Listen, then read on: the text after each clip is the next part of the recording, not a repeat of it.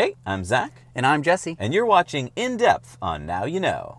Although we might be out of our depth. I think this week we definitely are. Yeah.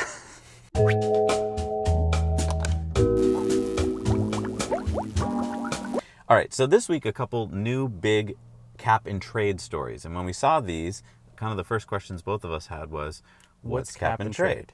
So the stories are that Ontario sells $272 million in its first cap and trade auction. Okay. And that California just went to court and it was ruled that their cap and trade system is legal. The 3rd District Court of Appeals ruled that cap and trade is legal in California. So we saw those two stories, but we were like, But what is cap and trade? what is cap and trade? So we did some research into it.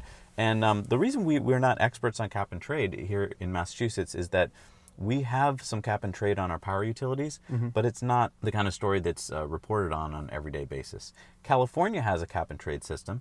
Now Canada is beginning to.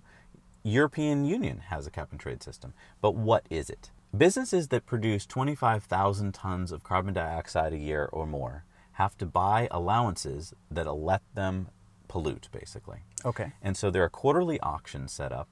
And right now, the going price, let's say in California, per ton of CO2 is $13.99. So if Jesse has a business that produces lots of, let's say it's a factory and it produces lots of CO2, Yeah. he has to go out and buy these allowances for $13.99 a ton to allow him to produce that pollution. And so where does that money go? That money goes to the government, and it has to get spent in certain ways. So we'll kind of go over that in a second as to how that all works. But it's a complicated system, and that's why I think most of us kind of just gloss over when we hear about it, because it is by no means simple. We just are simplifying it, but it's a very complicated system. In California, they passed a law in 2006 which allowed for cap and trade, and it took them about 6 years to get the system up and running. So in 2012 is the first year they actually opened the auctions. Since 2012, California has sold $4.4 billion worth of these units.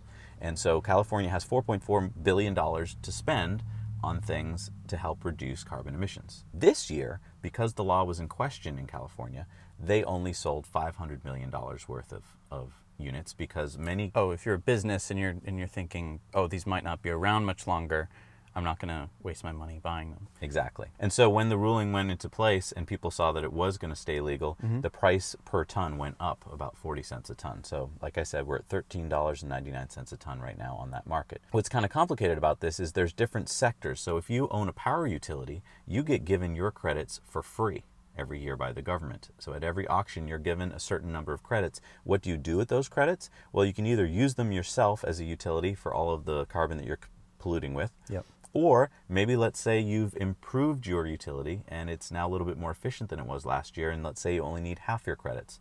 You can then go out into the open market and sell your credits. I see. So And that sort of provides me an incentive to want to be more efficient. Right. Okay. So now you've got some extra money. What can you do with those credits? Well, you can't just put them towards your bottom line or your shareholders. You can spend them on making more efficient power plants. Okay. You can also spend them to money back to your ratepayers. So that gives an incentive to you to lower your emissions. What people don't like about this program, many people, is they think it's kind of a giveaway. They think, well, wait a minute, you just gave the utilities these free credits. They got to sell them on the market and then use that money. Why is that fair? And that's a fair complaint of the program. But on the other side, let's look at whether the system is working. So the California system, as I mentioned, has only been up and running since 2012. The data I found was from 2013 to 2015. It showed that there was a 4% reduction in the amount of CO2 gas emissions in California. Okay. Was that because of cap and trade? I don't know. That's not a whole lot of data. That's true. So we don't know for sure, but it does show a reduction. So you could argue that that's working. So EU has been running the program since 2005. Okay. The data I found from 2005 to 2015 showed a 15% reduction in greenhouse gases during that time. That's pretty good data to show that maybe cap and trade is working. China has shown an interest, and in fact, they announced that they will be launching a national emissions trading system this year, much like California's cap and trade system. If you look at, there are places doing it, California, Canada, EU, and now maybe even China. Northeast, 9 states do it here in the Northeast U.S. where with their power companies. And I want to point out that in the past, so we used to have awful acid rain. Probably you don't remember, this was before your time. Yeah. But in the U.S. in the 70s, we had what was called acid rain, which was that pollution from factories and power plants was being brought down by rain into ponds, acidifying the ponds, killing off wildlife. To combat this problem, a cap and trade system was implemented, and now largely acid rain is gone. And so it was implemented on sulfur. On sulfur, right. We didn't really care at the time about carbon dioxide, Yep. but it was brought on sulfur. That lowered sulfur emissions. Everyone seemed happy with the solution. Environmentalists got cleaner ponds. Power plants got to choose how they did it. So that's kind of interesting, is that cap and trade has proponents. It has people like the Environmental Defense Fund, which likes the system and helps to set up these systems. Yeah. It also has many environmental groups that don't like the systems. They claim, hey, if you want to lower emissions, why not just pass a law that says, hey, you power plant owner, you have to lower emissions. No cap and trade, no money, just do it. Right. The reason why businesses seem to like cap and trade is it gives them a little more flexibility. They get these credits that they can either choose to sell, use that year. It gives them, you know, what businesses like, which is flexibility from year to year. Yeah, so I mean, I'm not really sure how I feel about it, because on the one hand, you are just sort of handing utility companies credits, which they can then trade. And then the credits, they get collected. The money that gets generated gets collected by the government, Right. and then it has to get spent on things. And some of the things that they spend their money on, it seems like it was just a way to appease everybody. Like I think it wasn't was. actually, we're only doing solar and CO2 sequestration.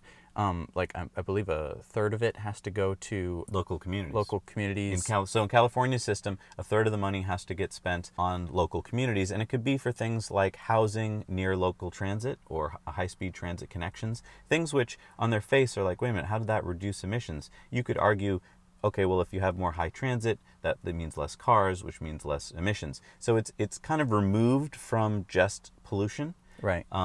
For instance, in California, they're spending a quarter of the $68 billion budget on the high-speed train link. The one from San Francisco to Los Angeles. Right. So Governor Brown has announced that there's going to be this high-tech, high-speed rail link between San Francisco and Los Angeles. It's going to cost $68 billion. A quarter of that money is going to come from cap and trade. Many environmentalists have said, well, first of all, are you actually going to build this thing? Even if you do build this thing, is anyone going to ride it? Right. Even if they do ride it, how much is that going to cut back on pollution? So it's kind of, that's I think where many people have the problem with the system, is that yes, you're spending it on some things that sound like they're good, but they may be so far removed from pollution. Couldn't we just have done it more efficiently? And so I mean, like, another thing is, if you live next to, say, like a diesel power plant, Okay. this isn't really, it doesn't address helping you as much as you probably would want, because Right. it's still polluting not just CO2 into the air, but it's also polluting all sorts of awful PM 2.5 PM. particles. Right. So I mean, it doesn't help in terms of that. I mean, it might eventually incentivize that plant to become more efficient, but it doesn't necessarily incentivize them to be more clean.